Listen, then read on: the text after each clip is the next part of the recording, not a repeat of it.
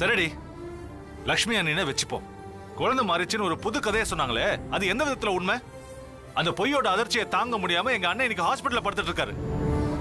அது உண்மையா இருந்தா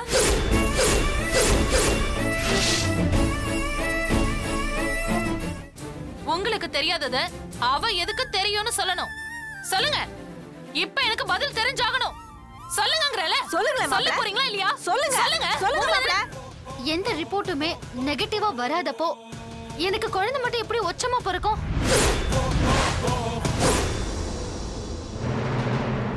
பிறக்காதுங்க. நான் சொன்ன மாதிரி தங்கவேல் மாமாக்கு தான் ஒச்சமா பிறந்துச்சு.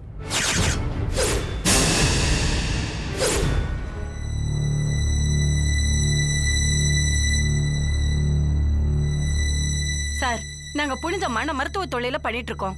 இவங்க சொல்றது அபாண்டமான குற்றச்சாட்டு. இந்த மாதிரி குழந்தை மாத்திர வேலையெல்லாம் நாங்க செய்ய மாட்டோம் சார்.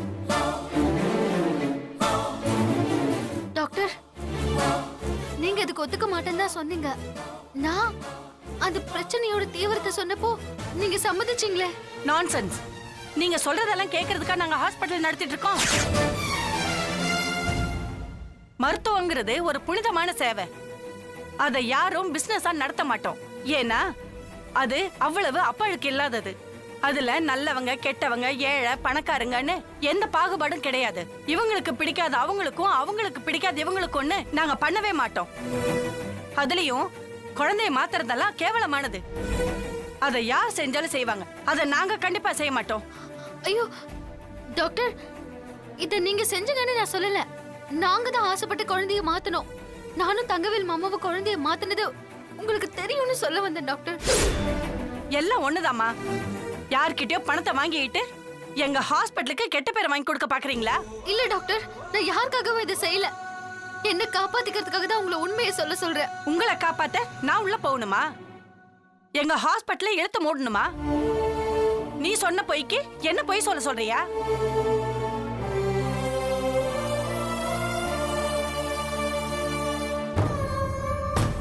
சார், நீதி எப்படி பாரபட்சம் இல்லாம இருக்கோ அப்படிதான் சார் மருத்துவமும். நாங்க செய்யறது சேவை. அதுல என்னைக்குமே துரோகம் இருக்காது. இந்த பொண்ணு சொல்றதுல எந்த உண்மையும் இல்ல. அப்படி ஒரு சம்பவம் எங்க ஹாஸ்பிட்டல்ல நடக்கவே இல்ல.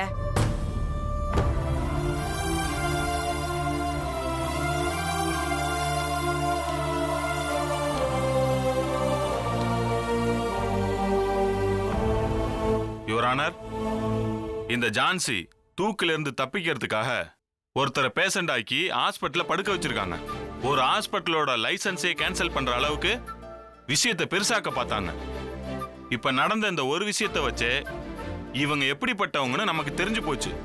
மேற்கொண்டு எந்த விசாரணை பண்ணாலும் இந்த மாதிரி நாடகத்தை நாம பார்க்க வேண்டி இருக்கும். அதனால ஐயா, எல்லாமே எனக்கு எதிராக தான் போதுங்க ஐயா. எல்லாருமே எனக்கு எதிராக தான் பேசுறாங்க. எனக்கு என்ன பண்றதுன்னே தெரியல. நான் ஜான்சி இல்ல லக்ஷ்மி தானே எப்படி புரிய வைக்கிறதுன்னு எனக்கு தெரியல. நான் தூக்க கயித்துக்கு பயந்தல லக்ஷ்மின்னு நாடகம் ஆடல. என் தாலி கயிறு போயிடக்கூடாதுன்னு தான் போராடுறேன். நான் தான் லக்ஷ்மின்னு வந்ததுல இருந்து சொல்லிட்டு இருக்கேன். யாருமே நம்ப மாட்டேங்கிறீங்க. எனக்கு நான் லக்ஷ்மின்னு ப்ரூவ் பண்றதுக்கு தயவு செஞ்சு எனக்கு இன்னொரு வாய்ப்பு கொடுக்கணும்.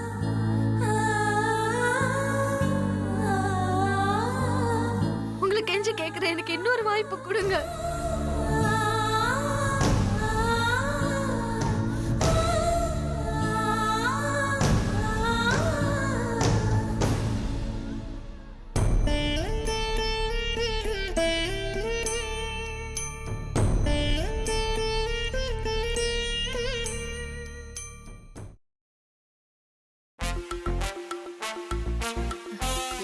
கிரீம் பிஸ்கெட் ரொம்ப நல்லா இருக்கு தம்பி.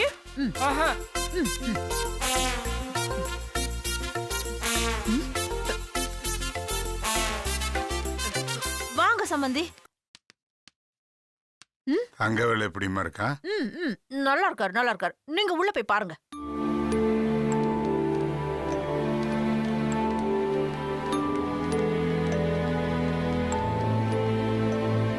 தம்பி இத வச்சிரு, நான் அப்புறம் வந்து வாங்கிக்கிறேன் இரு.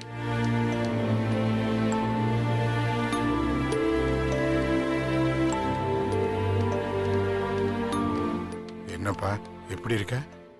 இருக்கேன்ப்பா. முதல்ல கோர்ட்ல என்ன நடந்துச்சுன்னு சொல்லுங்கப்பா. வழக்கம் போல அவ வாய்தா வாங்கிட்டாப்பா. ஐயோ அப்பா, நான் அதை கேட்கல. அந்த குழந்தை மேட்டர் என்னாச்சுன்னு தான்ப்பா கேட்கறேன். பொய் எத்தனை நாளைக்குப்பா ஜெயிக்கும்? அவ சொன்னதை வச்சு லட்சுமிக்கு பிரசவம் பார்த்த டாக்டர் விசாரிச்சாங்க. அப்பா, அவங்க என்னப்பா சொன்னாங்க? அதை முதல்ல சொல்லுங்கப்பா. அதுவா, அந்த ஜான்சி சொன்ன மாதிரி குழந்தை எதுவும் மாறலைன்னு நெத்தி போட்டுல அடிச்ச மாதிரி சொல்லிட்டாங்க. அது போதும்பா. பொய் சொல்ல துணிஞ்ச விட அவ தேவையில்லாம உன் பேரை இழுக்காம இருந்திருந்தா உனக்கு இந்த நிலைமை வந்திருக்காது. என்ன பண்றது, எல்லாம் நம்ம தலையெழுத்து. ஒவ்வொரு நாளும் ஒரு கண்டமா வருது. அதை தாண்டறதுக்குள்ள ஒரு யுகம் போன மாதிரி இருக்கு. எனக்கு புரியாத ஒரு விஷயம் என்னன்னா, அவ எதுக்கு இப்படி ஒரு பொய்ய சொல்லணும்? அவ அபாண்டமா என் மாப்பிள்ளை மேல ஏன் பழிய போடணும்? பொய் சொல்ல துணிஞ்சவளுக்கு பழி போடுறதா கஷ்டம். சரி விடுங்க, இப்ப எதுக்கு திரும்ப திரும்ப அதை பேசிக்கிட்டு? கொஞ்சம் நெஞ்சு இருக்கிற நிம்மதியும் நம்மளை விட்டு போயிடும். இனிமே எதை பத்தியும் யோசிக்காம உன் உடம்ப பத்தி மட்டும் நீ யோசி. மற்றதெல்லாம் நாங்க பாத்துக்கிறோம். சரிப்பா. அப்பா, மறுபடியும் வாய்தா வாங்கியிருக்கான்னு சொன்னீங்களே, அது அவ என்ன திட்டத்தோட வந்திருக்காளோ, யார பழிவாங்க இப்படி போராடுறாளோ தெரியல. யாரையும் பழிவாங்க இல்ல, அந்த ஆந்திரா போலீஸ் கிட்ட இருந்து தப்பிக்கதா அவ எப்படி எல்லாம் டிராமா போடுறா. இல்ல வள்ளியம்மன், அவன் இப்ப வீட்டுக்கு வர்றதில் இல்ல குறியா இருக்கா. நம்ம வீட்டுக்கு வந்துட்டா அவளை யாராலையும் ஒண்ணும் பண்ண முடியாதுல்ல. ஆ? எப்படி சொல்ல முடியும்? லக்ஷ்மிக்கு விஷத்தை வச்ச மாதிரி இவளையும் யாராவது போட்டு தள்ளிட்டா?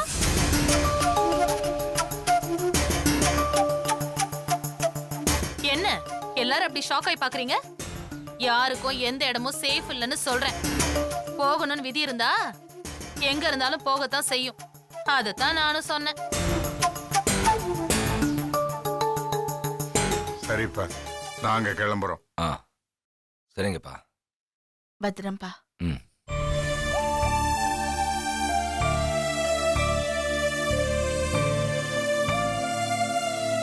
நான் வரேன் மாப்பிள்ளை.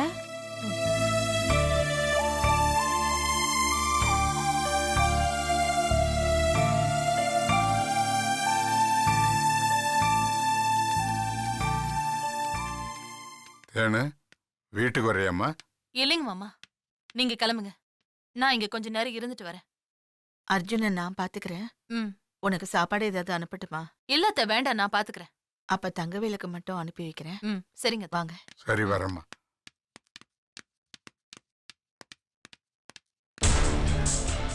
ஏய், என்னடி அப்படி புசுக்குன்னு பேசிட்ட? ம், பின்ன என்னம்மா, இவங்க வீடு என்னமோ பெரிய செஞ்சு கோட்டை மாதிரி அங்க வந்தா சேஃப்னு பேசுறாங்க. அதனாலதான் அவங்க மூக்க உடைக்கிற மாதிரி நான் அப்படி பேசினேன். ஏய், நீ ஏதாவது ஏடா கூடமா பேசி நம்ம மூக்கு உடைஞ்சிர போகுதுரி. அதை நான் பாத்துக்கிறேன், நீ சும்மா இரு. ஆமா, வரும்போது முக்கிட்டு இருந்திய பிஸ்கெட் ஏன் பங்கு இங்க மறைச்சு வச்சல? எடு. இரு இரு இருக்குது இரு தம்பி, அந்த பிஸ்கெட்டை கொடு. டேய், என்னடா இது? 7 வச்சுட்டு போன, 2 தான் இருக்கு. நான் சாப்பிடலாமா? நான் தாண்டி மறதியில சாப்பிட்டேன் போல இருக்கு. இந்த சாப்பிடுமா. இது இத நான் சாப்பிடணும். இதையும் நீயே முக்கு. இந்தா. ரொம்ப தேங்க்ஸ் டி. தம்பி, இந்த கவர் குப்பையில போட்டுரு.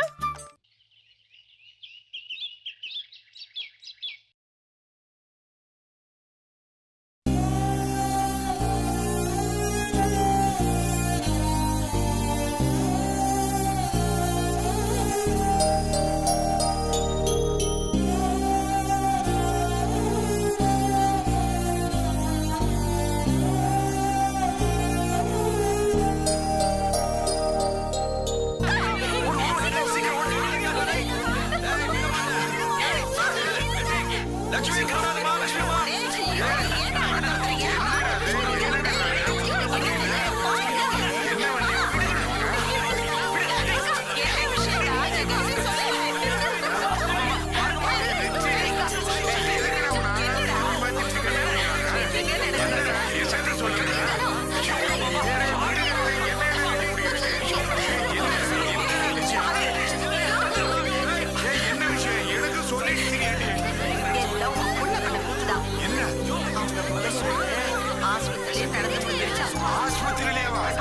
எப்படிமா?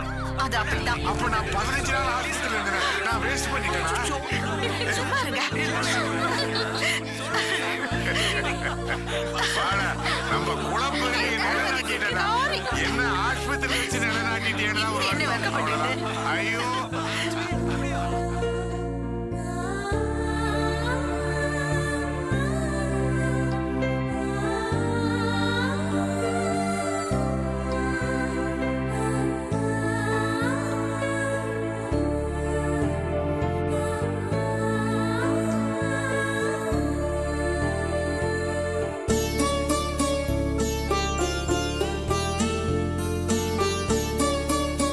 அண்ணா,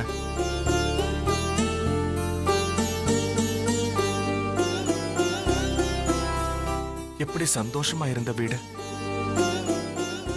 எப்பவும் கல்யாண வீடு மாதிரி ஜே ஜேன்னு கலகலப்பா ஆடி ஓடிக்கிட்டு இருந்தோம். அந்த நாட்கள் திரும்ப வருமானு தெரியல. ஒருத்தி போனா அவளோட எல்லாமே போயிடுச்சு. அண்ணா, அதையே நினைச்சிட்டு இருக்காதீங்க. நானும் மறக்கணும் தான் நினைக்கிறேன். ஆனா மறக்க முடியல. லக்ஷ்மிய ஜெராக்ஸ் போட்ட மாதிரி ஒருத்தி வந்து நின்று நம்ம குடும்பத்து ரகசியங்களை ஒவ்வொன்னா போட்டு உடைக்கிறாளே. நம்ம எல்லாரையும் ஆளுக்கு ஒரு மூலையா இப்படி அலைய விடுறாளே. அண்ணா, எல்லாம் ஒரு நாள் முடிவுக்கு வரும். நீங்க கவலைப்படாதீங்க. எப்போ முடிவே இல்லாதவன்னு நினைச்ச லக்ஷ்மிக்கு கூட இரக்கமே இல்லாம கடவுள் முடிவு கட்டிட்டாரு. அவ ஒரு ஈ எறும்புக்கு கூட கெடுதல் நினைச்சதில்ல. அவளுக்கே முடிவு வந்துருச்சு. ஆனா ரத்த சம்பந்தமோ மத்த சம்பந்தமோ இல்லாத எவ்வளவு ஒருத்தி நம்ம குடும்பத்தை இப்படி செதற தேங்கா மாதிரி செதற அடிக்கிறாளே. அத நினைச்சா எனக்கு எனக்கு நெஞ்சே வெடிச்சிரும் போல இருக்கு. அண்ணா, எனக்கு என்னமோ அந்த ஜான்சி மேல கூட கோபம் குறைஞ்சிட்டு வருது. என்னடா சொல்ற? அவ நம்ம குடும்பத்துக்கு எவ்வளவு துரோகம் பண்றா. அவ மேல கோவம் இல்லைன்னு சொல்ற? அண்ணா, அவ வெறும் அம்பு தானே. அவ பின்னாடி இருக்கிறது வேற யாரோ. அவங்க சொல்லி கொடுக்கறது படி இவ ஆடுறா. அவங்க சொல்லி கொடுக்கறத இவ சொல்றா. அதுவும் தப்பு தானே? தப்பு தானே. இருந்தாலும் சக்தி, அவ முகத்தை பார்த்து ஏமாந்துராதரா. அதுதான்டா, அதுதான் இப்படி நம்மள பாடா படுத்தது. லக்ஷ்மி செத்துட்டா. அவளுக்கு ஏன் கையால தான் கொல்லி வச்ச. அவ போயிட்டா. இனிமே வரமாட்டா. இதுல நாம தெளிவா இருக்கணும். அதை விட்டுட்டு அதே முகம்னு கொஞ்சம் பரிதாபப்பட்டாலும் ஆபத்து தான். அண்ணே, நம்ம வீட்டு விஷயங்களை அவகிட்ட சொன்னது சொல்றது இதெல்லாம் யாருன்னு எனக்கு புரிய மாட்டேங்குது. லக்ஷ்மி தான். என்னென்ன சொல்றீங்க? ஆமா, வேற என்ன சொல்றது? பொதுவா நம்ம வீட்டு விஷயத்த சொன்னா யாரோ சொல்லிருப்பாங்க, எப்படியோ தெரிஞ்சிருக்குன்னு சொல்லலாம். இங்க நடக்கிறது அப்படி தெரியலையே. பொதுவான விஷயத்தையும் சொல்றா, லக்ஷ்மிக்கு மட்டுமே தெரிஞ்ச பர்சனல் விஷயத்தையும் சொல்றா. அப்படின்னா எல்லாத்தையும் லக்ஷ்மி தானே சொல்லிருக்கணும். சொல்றதே லக்ஷ்மி அக்கா தான் மாமா. அதான் மாமா உண்மை. அப்ப செத்தது, நான் கொள்ளி வச்சது, அது யாரு? அது ம், அது அக்கா மாதிரியே இருக்க வேற ஏதாவது பொண்ணா கூட இருக்கலாம்ல மாமா. ஆனா இப்ப இருக்கிறது நம்ம லக்ஷ்மி அக்கா தான் மாமா. யார்கிட்டயும் மாட்டிக்கிட்டு இப்படி தவிக்கிறாங்கன்னு நினைக்கிறேன். அவங்க எப்படியாவது காப்பாத்தி கூட்டிட்டு வந்துருங்க மாமா, ப்ளீஸ் மாமா. இதோ பாருனு, இந்த விஷயத்துல உணர்ச்சி வசப்படக்கூடாது. போலீஸ் என்ன சொல்லுது? இவ ஜான்சி ஆந்திரால இருந்து தப்பிச்சு வந்த குற்றவாளின்னு. நீ என்ன சொல்ற? அது லக்ஷ்மின்னு. நான் என்ன சொல்றேன்? லக்ஷ்மி செத்துட்டான்னு. அனு, போலீஸ் லக்ஷ்மி மாதிரி இருக்க அந்த ஜான்சிய ஆந்திரா பார்டர்ல வச்சு அரெஸ்ட் பண்ணிருக்காங்க. அதுதான் உண்மை. நடுவுல நீ சொல்றது உன் கற்பனை, உன் ஆசை. பயங்கரவாதிங்க ஒரு விஷயத்துல இறங்குறதுக்கு முன்னால அந்த விஷயத்த அக்கு வேறா ஆணி வேறான்னு பிரிச்சு பார்த்துட்டு தான் இறங்குவாங்க. அப்படிதான் இதுவும். அந்த ஜான்சி ஏன் லக்ஷ்மி மாதிரி இருக்கிறதுனால என்னைக்காவது அவளுக்கு ஆபத்து வந்தா இங்க வந்து செட்டில் ஆகலாங்கிற நோக்கத்தோட நம்மள பத்தி, நம்ம குடும்பத்தை பத்தி நமக்கே தெரியாம நோட்டை விட்டு தெரிஞ்சு வச்சிருக்கா. இப்போ போலீஸ்ல மாட்டிருக்கா. நான் தான் லட்சுமின்னு நாடகம் ஆடுறா. இதுல அவளுக்கு சாதகமான விஷயம் என்னன்னா, உண்மையான லக்ஷ்மியும் இப்போ உயிரோட இல்ல. ஏற்கனவே செந்தில்வேல் வந்து ஏமாத்தினா, அப்புறம் மது வந்து ஏமாத்தினா, இப்போ ஜான்சி. இந்த 3 பேர்ல இவ தான் டேஞ்சர். இவ கிட்டதான் நாம உஷாரா இருக்கணும்.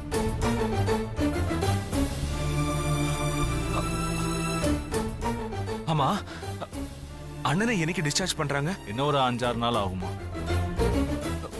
இருக்கிற டென்ஷன்ல என்னால அவரை கூட போய் பார்க்க முடியல.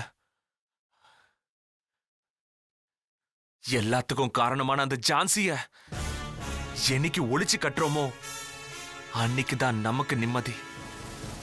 முடிவு கட்டுற அவளுக்கு கூடிய சீக்கிரம் ஒரு முடிவு கட்டுற.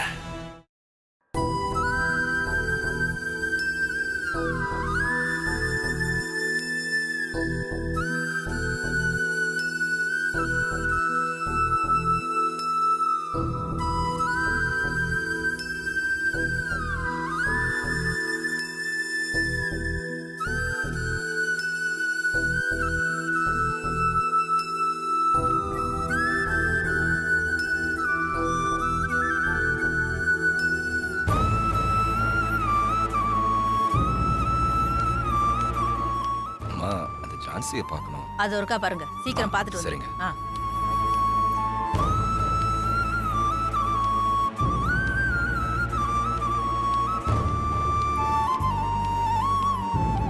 ஜான்சி,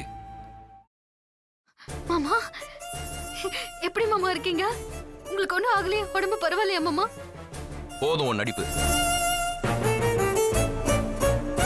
உன்னோட நடிப்பை கோர்ட்ல மட்டும் வச்சுக்க, இங்க வேண்டாம். ஐயோ என்ன மாமா, தயவு செஞ்சு என்ன நம்புங்க. இங்க பாரு, நான் உன்கிட்ட நலம் விசாரிச்சுட்டு போகிறதுக்காக இங்க வரல. நான் கேட்கிற கேள்விக்கு மட்டும் பதில் சொல்லு, நான் போயிடுறேன். என்ன கேள்வி கேளுங்க மாமா, நான் பதில் சொல்றேன். எனக்கும் லட்சுமிக்கு மட்டுமே தெரிஞ்ச எங்க குழந்தையோட ரகசியம் உனக்கு எப்படி தெரிஞ்சது? அதை மட்டும் எனக்கு சொல்லு. ஐயோ, நீங்க நினைக்கிற மாதிரி நான் ஜான்சி இல்ல மாமா. எல்லார்கிட்டயும் நான் இதே தான் சொல்றேன், நான் தான் லக்ஷ்மி. வாய மூடுறியா? ஜெராக்ஸ் ஒரிஜினல் ஆக முடியுமா? அவள மாதிரி இருந்தா நீ லட்சுமி ஆயிடுவியா? இந்த பார், நான் இதெல்லாம் பேச வரல. எங்களுக்கு தெரிஞ்ச விஷயத்த உனக்கு யார் சொன்னாங்க? எனக்கு யாருமே சொல்ல வேண்டிய அவசியமே இல்லையே, எனக்கு தெரியும். மாமா, நீங்களும் நானும் குழந்தைய மாத்தணும்னு முடிவு பண்ணோம்ல, மாத்தணும். நீங்க கூட குழந்தைய மாத்துறதுக்கு யோசிச்சீங்க. ஒருவேளை யாருக்காவது தெரிஞ்சிருமோன்னு பயந்தீங்க. அது கூட தெரியும் மாமா எனக்கு. நான் தானே உங்களை சமாதானப்படுத்தி சம்மதிக்க வச்சேன். அதுவும் இல்லாம நீங்க யார்கிட்டயும் சொல்லக்கூடாதுன்னு சத்தியம் கூட வாங்கினேனே மாமா. சத்தியத்தை வாங்கினது நீனா, அந்த சத்தியத்தை நீயே எப்படி மீறுவ? மாமா, மீற வேண்டிய சூழ்நிலை, என்ன காப்பாத்திக்க வேண்டிய கட்டாயத்துல இருக்கேன் மாமா. இதுல இருந்து எனக்கு நல்லா தெரியுது, நீ லட்சுமி இல்ல, ஜான்சி தான். எங்களோட லட்சுமி தன்னோட நல்லதை பார்க்கவே மாட்டா. அடுத்து உங்களோட நல்லதுக்காக அவ உயிரிய கொடுப்பா. ஆனா நீ உன்னோட சுயநலத்துக்காக, நீ தப்பிக்கணுங்கிறதுக்காக எங்க எல்லாரோட உயிரையும் இப்படி ஒட்டுமொத்தமா எடுக்கிறியே, இது உனக்கே நியாயமா இருக்கா? இல்ல மாமா, இது சுயநலம் இல்ல மாமா. என் புருஷனோட நலனுக்கு. நான் இல்லாம வெற்றியால வாழவே முடியாது. நீங்களே பாத்தீங்கல்ல, நான் செத்து போயிட்டு தான் நினைச்சேன். அந்த மனுஷன் உருகி உருகி ஓடா தேஞ்சு போயிட்டாரு மாமா. அவரே இந்த கேஸ்ல நான் ஜான்சின்னு நினைச்சு எதிர்த்து நிக்கிறாரு. அது எல்லாமே லக்ஷ்மிக்காக தான். அதாவது எனக்காக மாமா, அவரோட நல்லதுக்காக தான். மாமா, என்ன அவரோட சேர்த்து வச்சிருங்க மாமா. நான் வாழணும் மாமா. என்ன நம்புங்க மாமா. நீ லட்சுமிங்கிற கதைய எல்லாத்தோடையும் முடிச்சு போடாத, புரிஞ்சுதா? அத கேக்குற அளவுக்கு நாங்க ஒண்ணும் முட்டாள் இல்ல. ஏய், லட்சுமி செத்துட்டா. ஐயோ மாமா. அவ சாம்பல கூட நாங்க கரைச்சிட்டோம். அவ இல்லாம நாங்க எல்லாரும் நொந்து நூலாய் போயிருக்கிறோம், தெரியுமா உனக்கு? இங்க பாரு, உன்னோட நாடகத்தை மூட்டை கட்டி எடுத்துட்டு போய் அங்க ஆந்திரால போடு. மாமா, நான் பொய் சொல்லல மாமா. நான் சொல்றதெல்லாம் சத்தியம். நான் தான் உங்களோட லக்ஷ்மி. நீ லட்சுமி இல்ல.